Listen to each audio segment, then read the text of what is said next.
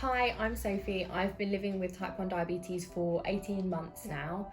I was diagnosed in August 2019 when I was 20 years old, and I'm Sophie's mum, Debbie. And this is just a little video for Mother's Day, just kind of sitting down and chatting about how type 1 diabetes has impacted our lives. So what was it like learning about type 1 diabetes? Initially, learning about everything type 1 was quite overwhelming, wasn't it, really? Yeah, I think initially when we were in the hospital, I was sent to the hospital after the GP pricked my bloods and found that my fasting blood glucose was 16 millimoles, I think it was, 16 or 18. Yeah. We then got sent to the hospital, and then we were literally put in this room and we were taught everything type 1. We were literally, leaflets were thrown at us. All I remember is the leaflets, like one after that, read this, read this, read this, read this. And yeah. You're trying to take in the news of diagnosis, and to have leaflets just thrown at you. Yeah. I mean, I don't know if we ever finished reading them anyway, did we? I don't even think I ever really looked at them again. No, yeah. And I made sure that I didn't Google anything, because initially you tend to Google, don't you, to try and find out information, but I was too frightened. Yeah. I was too frightened to Google anything. Yeah.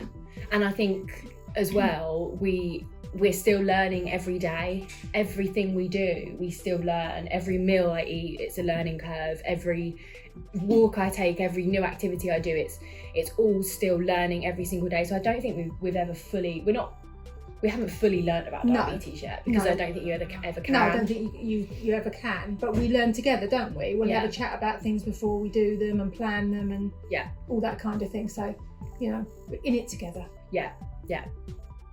Did you know anything about diabetes before? I hadn't started long in a new job, and one of the girls there was type 1 at the time, or still is. Yeah.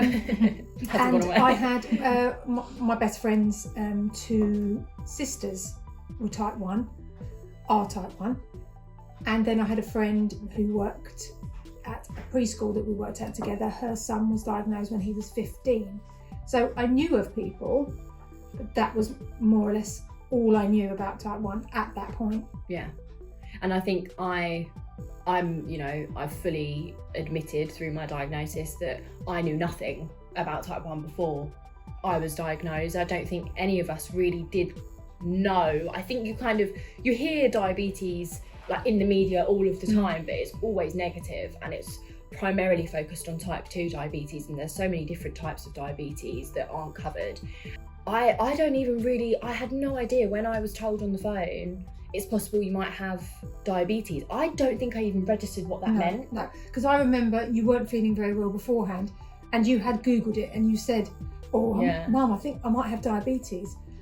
But it never occurred to us that, well, one, how serious that is. No. At all, and that we would have to get something done about it straight away. We just thought about it and then forgot about it. Yeah.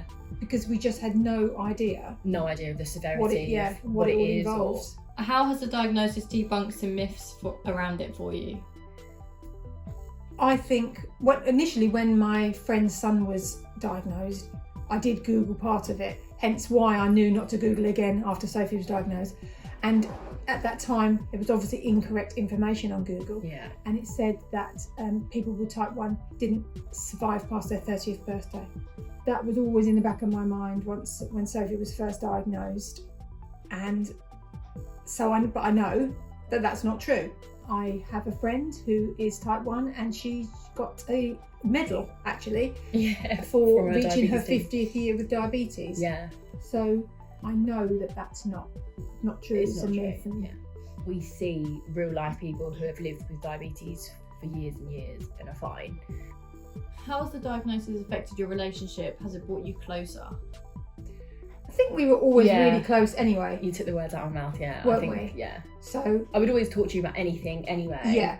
I think it has brought us closer, just probably because there's like that constant battle that I'm going through, that you're with me, and you do so much to help me with it. And I think I could never thank you enough for all that you do for me, even just like carb counting my dinner or carb counting food. That's just one extra decision that I don't have to make. Yeah.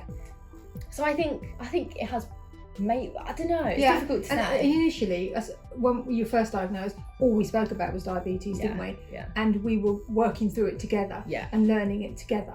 Anybody that knows me, I will look after anybody that I love. Yeah. So, and do anything to support them as much as I can. I'll just say my bit and then you just do your bit. Okay, go on Okay. then. I go, hi. No, please don't. We've got a cat intruder. Daisy. This is Daisy. Welcome, Daisy, to the video. Come on. You gotta leave the. Oh no. So, Take That- two. Should we do the question again, or do you want to?